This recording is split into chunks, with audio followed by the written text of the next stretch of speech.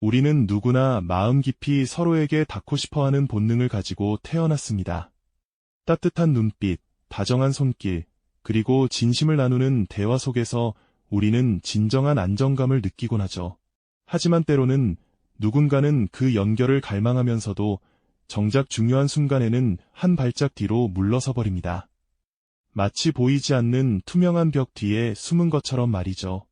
왜 그들은 마음의 문을 굳게 닫아 걸고 깊은 관계로의 진입을 망설이는 걸까요? 그리고 그 벽 너머를 애타게 바라보는 우리는 어떤 복잡한 감정들을 마주하게 되는 걸까요? 단순히 해피형이라는 단어 하나로 그들을 재단하고 오해하기엔 그들의 내면은 너무나도 복잡합니다. 이들의 행동 뒤에 숨겨진 진짜 심리는 무엇인지, 관계 속에서 어떤 미묘한 역학이 벌어지는지 함께 탐구해 본다면 어떨까요? 우리는 이 여정을 통해 타인의 관계 패턴을 이해하는 것을 넘어 우리 자신의 감정 실체와 관계 맺는 방식까지도 깊이 들여다볼 수 있을 겁니다. 나아가 인간 본성에 대한 보편적인 질문에 대한 답까지도 찾아볼 수 있지 않을까요? 자, 이제 회피형 애착이라는 심리적 현상의 그림자 속으로 첫걸음을 내딛어 볼까요? 흔히 회피형 애착이라고 하면 그저 남에게 무관심하고 감정 표현에 서툰 사람이라고 생각하기 쉽습니다. 하지만 그들의 행동은 단순한 무심함이 아니라 내면 깊숙이 자리한 복잡한 방어 기제의 표현이라는 것을 아셔야 합니다. 마치 외부의 위협으로부터 자신을 보호하기 위해 겹겹이 쌓아올린 견고한 성벽과 같다고 할 수 있죠. 그렇다면 회피형 애착을 가진 사람들은 어떤 모습으로 우리 곁에 존재할까요? 이들은 관계가 깊어지려 할 때 미묘하게 거리를 두는 행동을 보입니다. 예를 들어 서로에게 마음을 열고 친밀감을 느끼는 순간 갑자기 대화의 주제를 바꾸거나 바쁘다는 핑계로 만남을 피할 수도 있습니다. 때로는 물리적으로 멀어지는 것은 아니지만 감정적으로는 마치 투명한 벽을 세운 듯 다가서기 어렵게 만드는 것이죠. 서로 마주보고 앉아있지만 그들 사이에는 보이지 않는 벽이 가로막고 있는 실루엣처럼 말입니다. 또한 자신의 감정을 드러내는 것을 극도로 꺼려합니다. 기쁘거나 슬프거나 화가 나거나 할 때도 괜찮아요. 별일 아니에요라며 자신의 속마음을 감추려 애쓰죠. 마치 감정이라는 것이 약점이라도 되는 양 무표정한 얼굴 뒤로 진짜 감정을 숨기거나 어색한 웃음으로 상황을 모면하려 합니다. 상대방이 손을 내밀어 보지만 그 손은 허공을 가를 뿐 좀처럼 닿지 않는 모습과도 같달까요? 진심 어린 위로를 건네려 해도 그들의 마음은 좀처럼 열리지 않는 경우가 많습니다. 뿐만 아니라 이들은 독립성을 과도하게 강조하는 경향이 있습니다. 스스로 모든 것을 해결하려 하고 타인의 도움을 받는 것을 불편해하죠. 누군가에게 의지하는 것 자체를 약함으로 여기거나 관계 속에서 자신의 자유가 침해될까 봐 두려워하는 마음이 밑바탕에 깔려 있는지도 모릅니다. 홀로 고립된 듯 창밖을 바라보는 한 인물의 뒷모습처럼 그들은 스스로를 보호하기 위해 의도치 않게 주변과의 연결을 끊어버리는 선택을 하곤 합니다. 이러한 행동들은 관계를 맺는 상대방에게는 종종 혼란과 답답함을 안겨줍니다. 내가 뭘 잘못했나? 나를 싫어하는 걸까? 하는 의문과 함께 좌절감을 느끼게 되는 경우가 많죠. 하지만 기억해야 할 것은 이러한 행동들이 단순한 무관심에서 비롯된 것이 아니라는 점입니다. 오히려 그들 내면의 복잡한 심리적 방어 기제가 작동하고 있다는 미스터리한 신호일 수 있습니다. 오늘 우리는 이 보이지 않는 벽이 어떻게 시작되었는지 그 첫 단추를 살펴보았습니다. 다음 시간에는 이러한 회피형 애착이 대체 어떻게 형성되는지 그 내면의 설계도를 좀 더 깊이 파헤쳐보는 시간을 가져볼까 합니다. 과연 어떤 과거의 경험들이 이들을 이렇게 만들었을까요? 다음 이야기에서 그 궁금증을 풀어드리겠습니다. 지난 시간 우리는 관계 속에서 보이지 않는 벽을 쌓는 회피형 애착의 미스터리한 행동들을 살펴보았습니다. 그들이 왜 마음의 문을 닫고 거리를 두는지 또 감정 표현을 꺼리는지 궁금증을 안고 계셨을 텐데요. 오늘은 그 질문에 대한 답을 찾아 회피형 애착이 어떻게 우리 내면에 뿌리 내리는지 그 설계도를 함께 들여다보는 시간을 가져볼까 합니다. 이들의 행동은 단순히 개인의 성격적 선택이 아니라 사실은 어린 시절부터 형성된 복잡한 생존 전략에 가깝다고 이해할 수 있습니다. 한번 상상해 보시겠어요?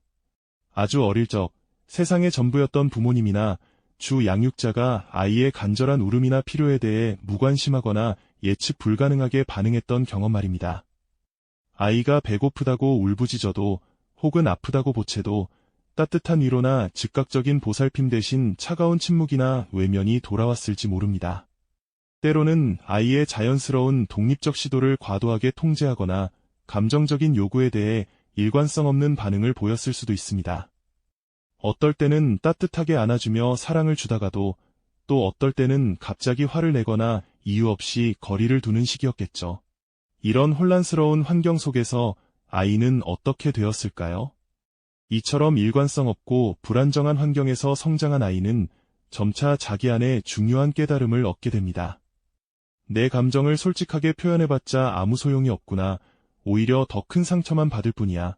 나의 약한 모습을 드러내면 버림받을지도 몰라. 누군가에게 의지하는 것은 결국 나를 위험에 빠뜨리는 일이야 같은 무의식적인 메시지들을 스스로에게 각인시키는 것이죠. 그래서 아이는 자신의 자연스러운 감정적 요구와 애착 욕구를 억누르는 법을 배우기 시작합니다. 울고 싶어도 울음을 꾹 참고 슬퍼도 슬픈 표정을 애써 감추며 누군가에게 기대하는 마음 자체를 접어버리는 쪽을 택하게 되는 겁니다. 이 순간이 바로 회피형 애착의 씨앗이 심어지는 아주 중요한 첫 단추가 되는 순간입니다. 자신의 감정을 억압하고 스스로 모든 것을 해결하려는 이러한 습관은 시간이 흐르면서 아이의 내면 깊숙이 견고하게 자리 잡게 됩니다. 타인에게 의존하는 것은 곧 위험에 노출되는 것이며 자신의 취약함을 드러내는 것은 스스로를 고통에 빠뜨리는 일이라고 무의식적으로 여기게 되는 것이죠.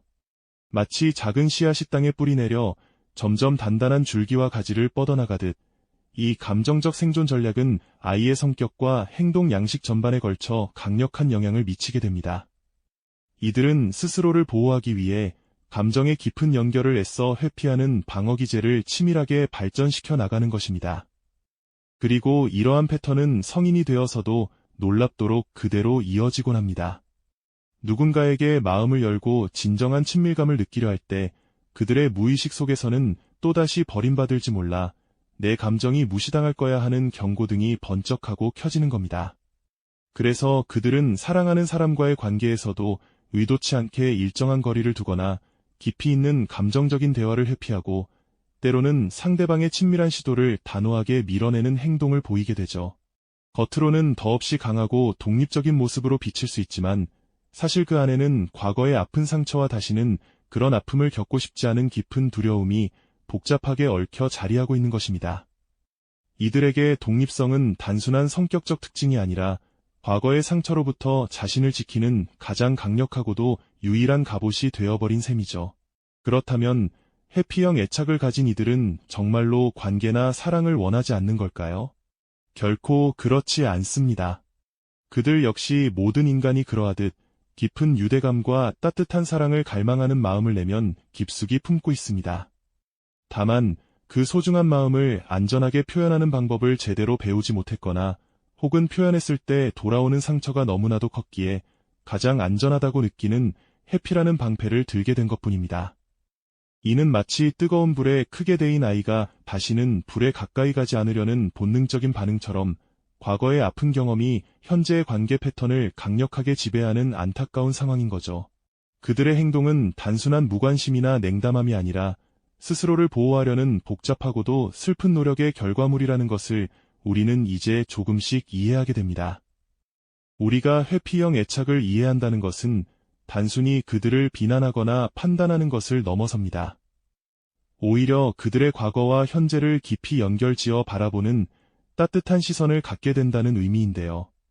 이들의 내면에는 사랑받고 싶은 간절한 욕구와 동시에 또다시 상처받을까 봐 두려워하는 마음이 섬세하게 공존하고 있습니다. 마치 깨진 거울 조각들이 산산이 흩어져 있듯 어린 시절의 아픔과 결핍이 그들의 마음속에 깊이 박혀 지금의 관계 방식을 만들었다고 볼 수 있는 거죠. 그들의 행동 뒤에 숨겨진 진짜 이야기를 들여다보는 것은 역설적으로 우리 자신의 관계 패턴과 감정 반응을 이해하는 데에도 아주 중요한 실마리를 제공할 것입니다. 다음 시간에는 이러한 회피형 애착이 실제 관계 속에서 어떤 복잡한 역학을 만들어내는지, 그리고 우리가 어떻게 그 미로 같은 상황을 보다 현명하게 헤쳐나갈 수 있을지 좀 더 자세히 이야기해 보겠습니다. 이전 시간에는 회피형 애착을 지닌 분들의 행동이 단순히 무관심이 아니라 스스로를 지키기 위한 복잡한 방어 기제임을 이해했습니다. 내면 깊숙이 자리한 사랑받는 바람과 상처받을까 봐 두려워하는 마음이 섬세하게 얽혀 있다는 것도 살펴보았죠. 이제 이러한 이해를 바탕으로 회피형 애착이 실제 관계 속에서 어떤 복잡한 역학을 만들어내는지, 그 안에서 우리가 어떤 감정을 경험하게 되는지 더 깊이 들여다볼 차례입니다. 회피형 애착을 지닌 분들과 관계를 맺는다는 것은 때론 보이지 않는 벽과 씨름하는 듯한 기분을 안겨줍니다. 상대방은 분명히 내 앞에 있지만 마음의 거리는 좀처럼 좁혀지지 않는 답답함을 느끼게 되는 거죠. 중요한 대화 순간 침묵하거나 주제를 회피하며 엉뚱한 이야기로 넘어가기도 합니다. 감정을 표현하려 하면 너무 예민하다는 반응으로 마음을 닫게 만들기도 하죠. 마치 내가 건네는 진심이 투명한 벽에 부딪혀 산산이 부서지는 것 같은 느낌을 받을 때도 있습니다.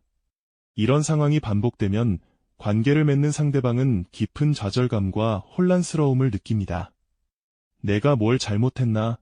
나에게 문제가 있는 건가? 하는 자기의심에 빠지기도 하고요. 무관심처럼 보이는 행동 때문에 스스로가 소외되고 있다는 감정에 휩싸이기도 합니다.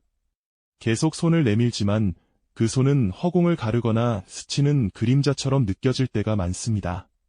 메시지를 보내도 한참 뒤 단답형으로 돌아오거나 읽음 표시만 남긴 채 답장이 없는 휴대폰 화면을 보며 애가 타는 경험도 흔히 겪는 일일 겁니다. 이러한 관계의 역학은 양쪽 모두에게 고통을 안겨줍니다. 다가가려는 사람은 지치고 회피하는 사람은 자신도 모르게 상대방을 밀어내는 행동을 반복하며 내면의 불안을 키우게 되죠. 그들은 의도적으로 상처를 주려는 것이 아닙니다. 오히려 과거 경험 속에서 가까워지면 상처받는다는 무의식적인 공식이 자리 잡았기 때문에 친밀함이 깊어지는 순간 본능적으로 거리를 두려는 방어막을 치는 것뿐입니다. 어린 시절 사랑받고 싶어 다가갔다가 상처만 받았던 경험은 성인이 되어서도 사랑을 갈구하면서도 두려워하는 내면을 만들었을 테니까요. 그렇다면 이 복잡한 미로 같은 관계 속에서 우리는 과연 어떤 진실을 찾아야 할까요? 회피형 애착을 지닌 분들의 행동 뒤에는 사실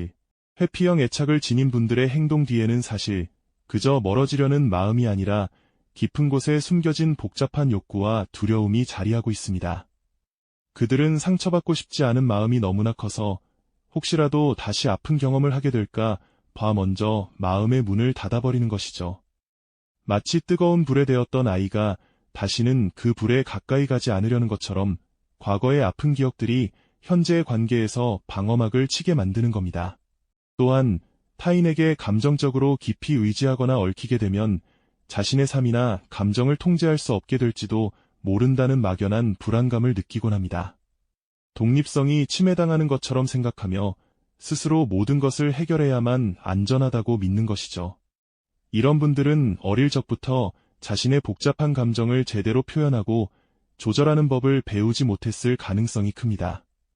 그래서 마음속에 어려운 감정들이 솟아날 때 그것을 직면하고 해결하기보다는 애써 예면하거나 회피하는 것이 더 쉽다고 느끼는 겁니다. 마치 풀기 어려운 수학 문제를 마주했을 때 아예 보지 않는 편이 낫다고 생각하는 것처럼 말이죠. 이러한 숨겨진 내면을 이해하게 되면 그들의 행동을 단순히 무관심이나 이기심으로만 치부할 수 없게 됩니다. 오히려 깊은 곳에 자리한 상처와 불안에서 비롯된 애처로운 방어 기제임을 깨닫게 되는 것이죠.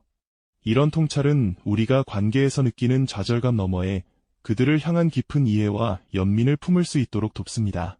그들의 침묵과 거리가 사실은 도와달라는 미숙한 외침일 수도 있다는 것을 어렴풋이 짐작하게 되는 순간 우리의 마음속에도 변화가 시작되는 겁니다. 결국 회피형 애착은 단순히 우리를 다가오지 못하게 하는 사람이라는 단순한 정의를 넘어섭니다. 그것은 과거의 상처와 두려움으로부터 스스로를 보호하려는 지극히 복잡하고 때로는 애처로운 내면의 메커니즘인 셈이죠. 그들이 보이는 행동 때문에 우리가 마주하는 좌절감과 혼란은 역설적으로 우리 자신의 관계 욕구와 감정 패턴을 깊이 들여다볼 소중한 기회가 됩니다. 우리는 과연 어떤 관계를 진정으로 원하는지, 어떤 방식으로 사랑하고 사랑받고 싶어 하는지 스스로에게 묻고 성찰하게 되는 거죠. 진정한 이해는 상대방의 회피를 비난하거나 섣불리 판단하는 것을 넘어 그들의 취약성을 인정하고 우리 자신의 반응을 성찰하는 데서부터 비로소 시작됩니다. 관계의 어려움 속에서 우리는 인간 본성의 복잡성을 마주하는 동시에 그럼에도 불구하고 다시 연결되고자 하는 인간의 본연적인 회복 탄력성을 발견하게 될 겁니다. 서로의 다름을 이해하고 포용하려는 작은 시도들이 모여 단단한 벽처럼 보이던 관계에도 서서히 균열을 만들고 새로운 빛을 들이울 수 있다는 희망을 품게 되죠. 오늘 우리는 해피형 애착이라는 심리적 현상을 함께 탐구하며 단순한 유형 분류를 넘어 인간이 서로에게 어떻게 연결되고 또 단절되는지에 대한 깊은 질문을 던져보았습니다. 타인의 행동을 이해하려는 노력이 결국 우리 자신을 이해하는 가장 중요한 길임을 깨달았죠. 복잡하고 때로는 고통스러운 관계 속에서 우리가 놓치지 말아야 할 진정한 연결의 가치는 무엇인지 다시 한번 되새기는 시간이 되었을 겁니다. 보이지 않는 벽 너머의 진실을 마주하는 용기, 그리고 서로의 다름을 존중하는 마음이 바로 그 연결의 시작점이겠죠. 이처럼 인간관계의 미스터리는 끝없이 탐구해야 할 우리의 숙제이자 우리를 더 성장시키는 소중한 여정입니다. 이 영상이 도움이 되셨다면 좋아요와 구독 부탁드립니다. 여러분의 응원이 제게 큰 힘이 됩니다. 다음 영상에서도 더 유용한 정보를 공유하겠습니다. 감사합니다.